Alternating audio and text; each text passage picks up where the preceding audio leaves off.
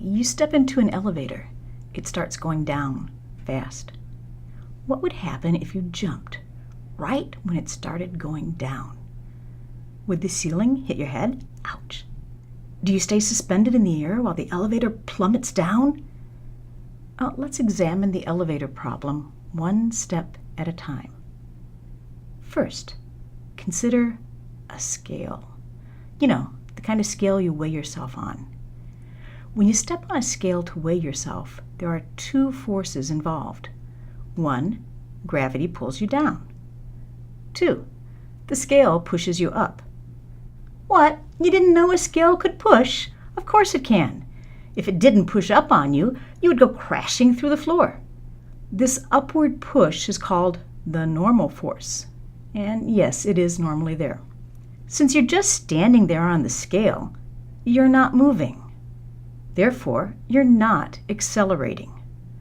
Newton's second law of motion, net force equals mass times acceleration, tells us that if the acceleration equals 0, the net force must equal 0, which means that the force of gravity pulling you down must be equal to the force of the scale pushing you up. Now let's suppose you're standing on that scale in an elevator.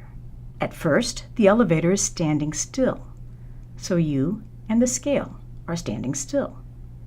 The two forces on you are equal and opposite. Well, you can read how hard the scale is pushing by looking at it. We call that your weight. Then the elevator starts falling down. You and the scale are in the elevator, so you are falling down too, faster and faster. That means you are accelerating downward. Now there is a net force in the same direction as the acceleration, down. Since gravity hasn't changed, that must mean the scale isn't pushing up as hard. So the scale is reading a smaller number. The faster the elevator accelerates, the less the scale pushes up. But if you jumped, would you stop falling? Would the elevator hit your head? Well, what's pulling the elevator down? Gravity. Is gravity pulling on you? Of course. So your relative position in the elevator will stay the same.